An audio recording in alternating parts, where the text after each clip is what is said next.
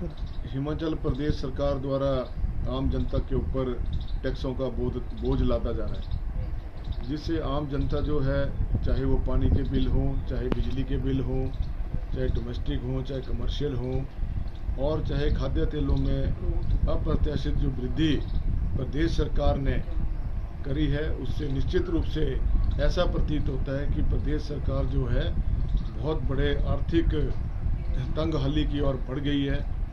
जिसके कारण वो आम जनता का खून चूसने में लगी है। जो सरकार व्यवस्था परिवर्तन की बात करती थी, गरीबों के हिमायती होने की बात करती थी, कर्मचारियों के हिमायती होने की बात करती थी, बेरोजगारों के हिमायती होने की बात करती थी, आज वो सामने आ रहा है। इसमें जैसे जो एपीएल के जो लोग हैं, जिनको जो आटा 10 रुपये मिलता था, आज 12 रुपये उसका रेट कर दिया है, और जो सरसों का ऑयल था वो भी 10 रुपये की बढ़ोतरी की गई है, चाहे वो एपीएल के हैं चाहे बीपीएल के हैं। दूसरा, चावलों का जो रेट है वो 3 से 3 रुपये महंगा किया गया है। बीपीएल में जो है 2 रुपये 30 पैसे किया गया है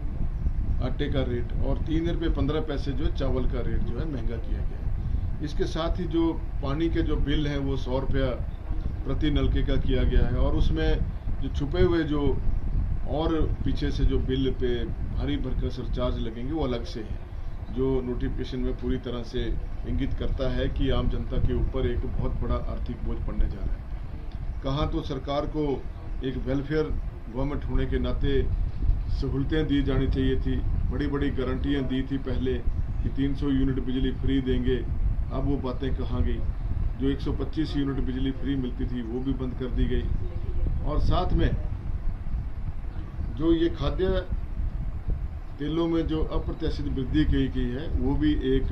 जनता के साथ अन्याय हुआ है, गरीब लोगों के साथ। क्योंकि अभी पिछले हफ्ते ही मैंने एक समाचार पत्रों में खबर छापी थी कि जो हमारे ये सिविल सप्लाई विभाग में जो तेल की जो आमद है, जो तेल का जो आयात हो रहा है वो नकली है, और उसके जो सैंपल है फेल पाए गए, लेकिन सरकार के द्वारा अभी तक उसके ऊपर कोई निर्णय नहीं लिया गया। इसी प्रकार से आज देखा जाए तो हमारे यहाँ पे, मैं अपने बड़सर विधानसभा क्षेत्र की बात करूँगा, या हर तीसरे घर में कैंसर का पेशेंट जो है वो सामने आ रहा है। सरकार ना तो लोगों के स्वास्थ्य के साथ भी खिलवाड़ कर रही है, स्वास्थ्य सुविधाएं नामात्र की रह गई हैं। हमारे सिविल हॉस्पिटल बड़सर की हालात बहुत ख़राब हैं, कम्युनिटी हेल्थ सेंटर बीजडी की हालत ख़राब है, घोटा की जो पीएचसी है उसकी हालत ख़राब है, और अन्य अस्पतालों में भी हमारे बहुत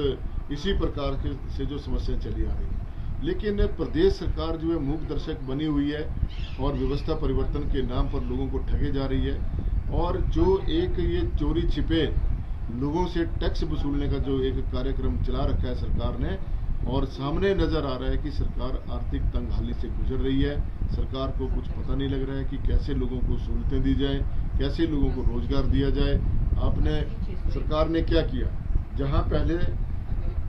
सरकार के जो आज नुमाइंदे बैठे हैं, जो आउटसोर्स के ऊपर बहुत बड़ी बड़ी बातें करते थे, ये आउटसोर्स के लिए पॉलिसी बनाएंगे, आउटसोर्स को खत्म करेंगे, लेकिन आज तो सारी स्वास्थ्य सुविधाएं आउटसोर्स कर दी। अन्य ऑफिस में भी आउटसोर्स से कर्मचारी बिठा दिए गए। भारी जो है एक्सप्लॉयटेशन जो है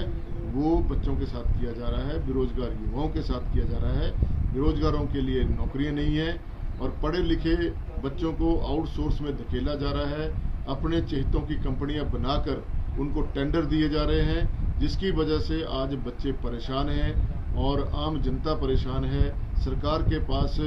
आज भी लगभग 1 लाख के आसपास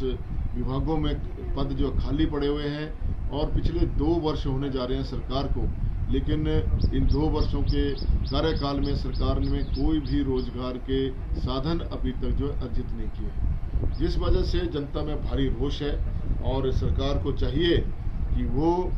एक सोशल वेलफेयर के नाते, वेलफेयर सरकार होने के नाते जनता के बारे में सोचे। बेवजह के